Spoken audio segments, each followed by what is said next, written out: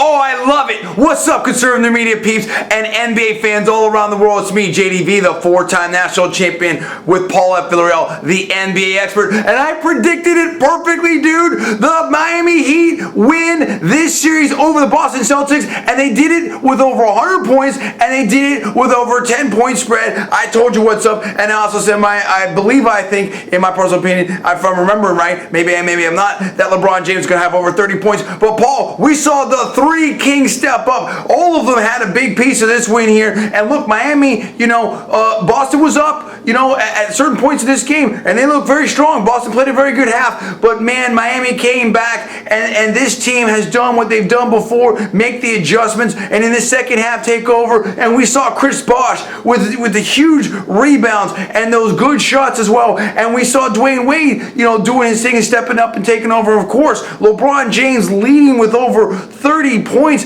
and I'm telling you, they had all kinds of, I can remember that block shot on Rondo, and Rondo crashed into the floor. I mean, bottom line is, Miami, they were tested. This was a strong game here by Boston, in my opinion, but Miami says, it's not happening in our house. And that attitude, that winning attitude that LeBron James just imposed on this team in Game 6 in Boston, I believe carried over, and they've hung tough to win the Eastern Conference Finals, and now a championship rather, and now it's a trip to the NBA Finals for LeBron James and the Three Kings, Paul.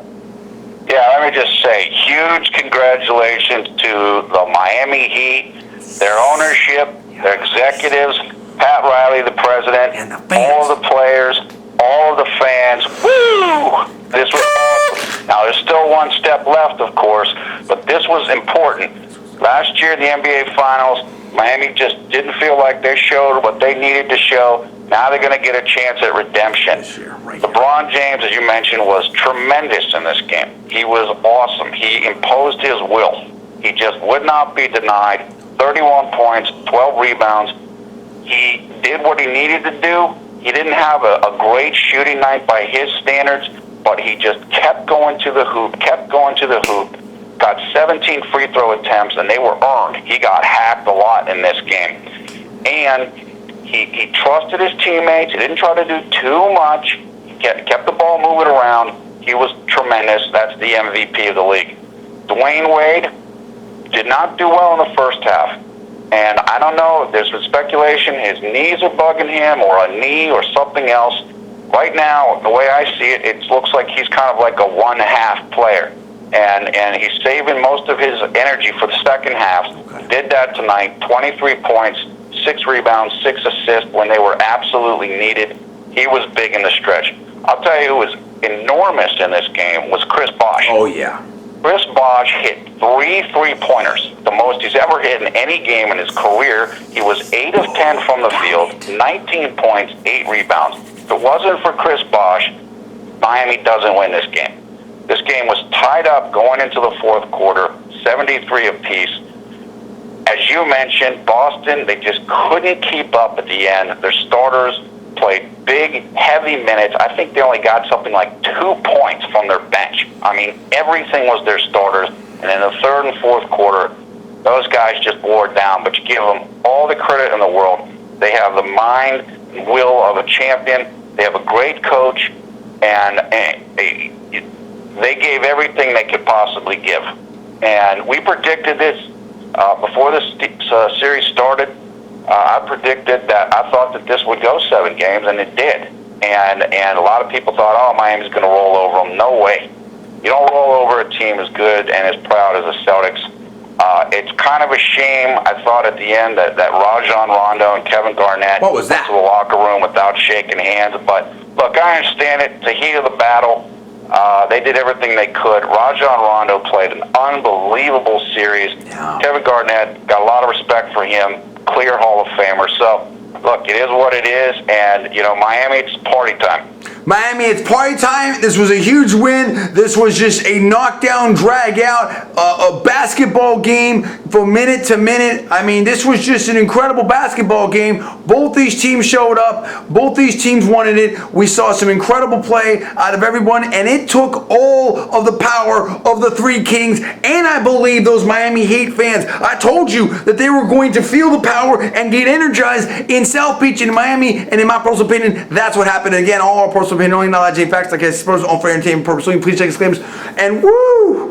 It is so good. Respect and props to Boston, no question about it. 7 games, you can't be unhappy about that. You tested this team, you put them to the limit. But man, Miami fans, it's celebration time. It's on to the NBA Finals, and now we have the super matchup between the Miami Heat and the Oklahoma City Thunder. Kevin Durant, Westbrook, Fisher, all of those and Beard, all those kind of all those kind of folks against the three kings: Bosh, Wade, LeBron, and Battier, Miller, and all the rest. And it's going to be an incredible matchup, Paul.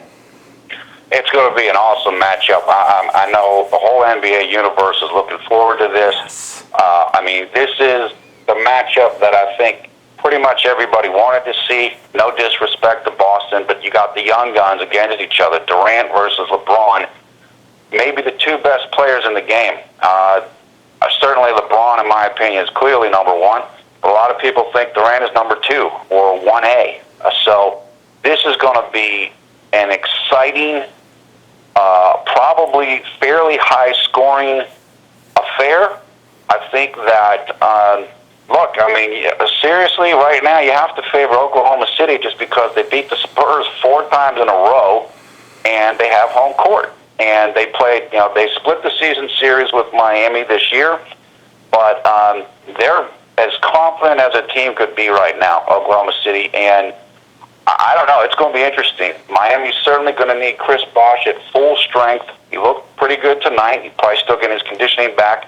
I just can't wait. I can't wait. It starts on Tuesday, and it's going to be great. Look, there's no question I can't wait for it as well. But I got to favor Miami. I mean, look, OKC, they're playing strong. All respect to Kevin Durant and the rest of that team. But at the same time, what I saw here in the series against Indiana and the series against Boston, they talked about mental toughness of this Miami Heat team. They talked about killer instinct for LeBron James. Have we seen it yet? Have we seen it yet, haters? I'm talking to you. I'm talking about a LeBron James who's the MVP and totally deserving in my opinion. I'm talking to someone who totally takes over Game 6 and just crushes and explodes for points and embarrasses and humiliates the entire team of the Celtics with 45 points, 15 rebounds, a performance that we haven't seen since the great Wilt Chamberlain in the playoffs, and then doesn't sleep on that, doesn't rest on that, comes back and does 31 points and all that kind of stuff here in this game and imposes his will on this game. And we saw that hard game against that turning point, I believe it was Game 4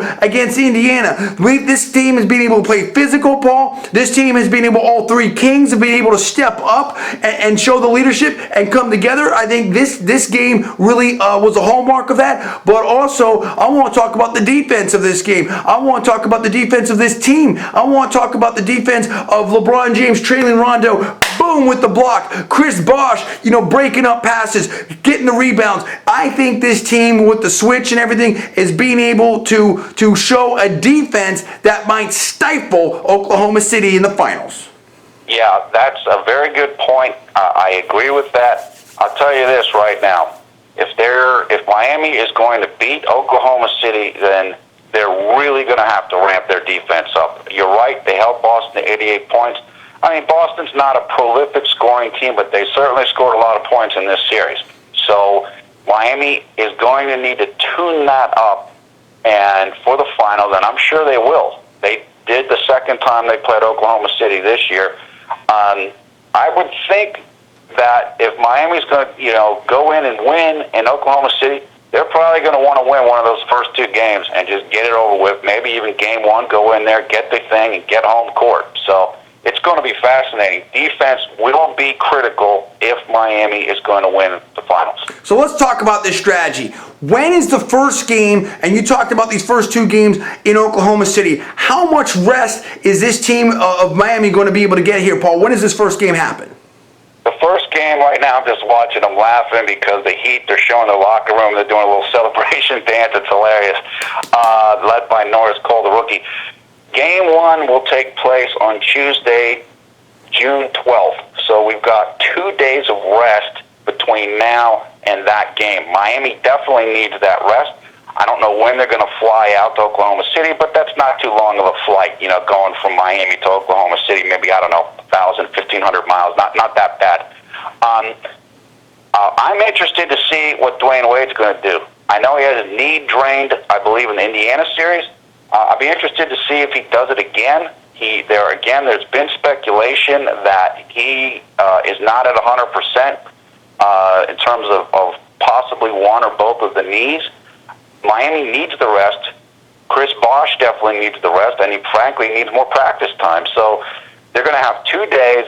I don't know if they'll have a day off just to kind of recover from this series. We'll see. But Oklahoma City is rested. They're waiting. They're confident. But Miami is definitely going to need the rest. And what will happen then, I believe that the format will be Tuesday, Thursday, Sunday. So 1 day off and then 2 days off. I'm not sure of that, but that's the way it was last year, and I'm probably they'll stick with that. What kind of impact do you think with the physicality? I expect the Heat to continue to play physical. What kind of impact do you think that's going to have on the OKC Thunder? I mean, OKC is a physical team, so they are okay with playing physical style. I think what Oklahoma City did in the first game the two teams met was they kind of did what Dallas did in the finals last year, which is to say they kept passing until they outran Miami's defense. Basically, they used Miami's defensive aggressiveness against Miami. And so they were getting like open dunks and stuff under the hoop because Miami rotates and traps a lot on defense, kind of sink into the paint and then react off of to shooters. Miami changed that up in the second meeting. They countered that pretty well. So now really I think it's up to Scott Brooks and the Oklahoma City coaching staff to figure out, well, what's their next counter move? I think it will be physical. I think if anyone is going to be rattled by that or whatever, I think Oklahoma City will have to be careful that they're not too physical, meaning particularly Kendrick Perkins, the center, him in particular. He's a physical guy, and so I think he'll have to make sure that he's not over-aggressive. But Miami, it's going to be a great matchup. These teams, the one thing Miami has difficulty on defense against centers, kind of a lack of bulk, but Kendrick Perkins is not a big scoring center, and neither are the Oklahoma City reserves. So that's a good thing for the Heat. On the other hand, Russell Westbrook is a ridiculously fast point guard, and so there's a little bit of a weakness there for Miami. So it'll be very interesting to see how Russell Westbrook does. He will be key if the Thunder are to win the finals. I agree with you, there's no doubt about it. But I just feel like, the strength of the Three Kings, if they are at full power, is too much for Oklahoma City. And I feel like, if here's what I think. If the Heat are able to contain Kevin Durant and the Three Kings are able to play up to their level and keep healthy and get a little bit of help from, the other supporting players for Miami, I favor Miami in this, Paul, and I feel like if they can keep this mentality, this killer instinct, this focus, then I think that they're going to be very well positioned in this series. Now, of course, we're going to do, prediction and all that type of stuff, but this is just a quick reaction for the setup for the NBA Finals. But what do you think about that? I agree with you. Look, Miami is a tremendous team, and in the playoffs, depth is less important than it is in the regular season because the truth is the starters play heavy minutes. And so you're right. I mean, if I had to take, which big three is better? Is it Bosh, Wade, LeBron, or is it Durant, Westbrook, and Harden? It depends. I mean, it's, the way that Oklahoma City played those last 4 games against San Antonio, they can beat anybody. I mean, they could beat pretty much any team. But overall, I would pick Miami's big three over Oklahoma City's because they have more experience. But Chris Bosh isn't 100%. And from what I've heard, he's not going to be 100% for the rest of the playoffs. Now, he played great tonight. So if he's able to be what he was tonight or even a little bit more, particularly what he needs to get is his wind back, his conditioning, where he can play 40 minutes instead of 25 or 30, then I would think Miami's big three has the advantage. But I don't know if that's going to happen. I mean, we'll see. We'll see. It's going to be, I can see this thing going either way. I really can. I'm not sure right now. I mean, like I said, I think that if I had to predict, I would say that the Oklahoma City, will be favored because of how they looked and because they have home court. So it's a toss-up. This is very interesting. Paul, the NBA expert, is predicting early prediction for Oklahoma City Thunder. I'm predicting for the Miami Heat. Look, we're going to do a whole breakdown and prediction situation video later probably. But for tonight is about celebration in South Beach. And for the Miami Heat fans all over the world, props again to the Boston Celtics for a great and thrilling Eastern Conference Finals for the 2012 NBA playoffs. We need all the Heat fans and all the basketball fans to react. I want to hear what you think about this. It's your time to sound off right now. Come in the comments below. Please subscribe above. I'm John D. Villarreal, the 4-time national champion. That is Paul F. Villarreal, the NBA expert. We are conservative in the media. Please rate this video up. Also, please post it to your social networking sites. Thanks so much for watching. We'll see you next time, and stay tuned. Paul, the NBA expert, will have his analysis and report of this game coming up next. Stay tuned for that.